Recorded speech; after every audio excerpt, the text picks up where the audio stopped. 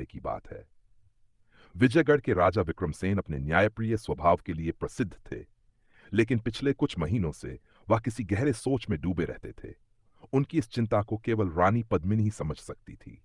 एक रात, जब महल के सभी लोग गहरी नींद में थे, राजा चोरी छिपे महल से बाहर निकले और किले के पिछले जंगल में पहुंचे।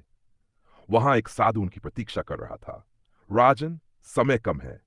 यदि आप सत्य तक नहीं पहुंचे तो यह महल एक बड़े विनाश का शिकार होगा, साधु ने गंभीर स्वर में कहा।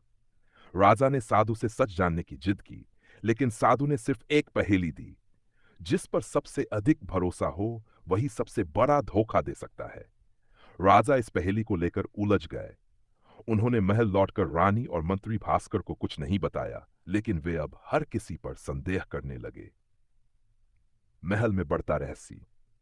कुछ ही दिनों में राजा ने देखा कि उनकी सबसे पुरानी सेविका कमला रात के अंधेरे में किसी से गुप्त रूप से मिलती थी। राजा ने एक रात उसका पीछा किया और पाया कि वह एक गुप्त तहखाने में जाती है। वहां पर कुछ पुराने दस्तावेज और राजा के पूर्वजों के रहस्य छिपे थे। जब राजा ने कमला से पूछा तो वह कांपते हुए बोली, महाराज, ये राजमहल एक शाप के अधीन है। ये राजसिंहासन केवल उन्हीं के लिए है जो निष्कलंक हैं। लेकिन यदि कोई राजा अपने सबसे करीबी पर भी संदेह करने लगे तो वह खुद इस महल के पतन का कारण बनता है। राजा ये सुनकर घबरा गए। उन्होंने अपने चारों ओर देखा और महसूस किया कि साधु की दी गई पहेली का उत्तर यही था। विश्वास ही सबसे बड़ी परीक्षा है। राजा ने महसूस किया कि वह धीरे धीरे अपने ही लोगों पर शक करने लगे थे, जबकि उनकी रानी और मंत्री उनके सबसे बड़े शुभचिंतक थे।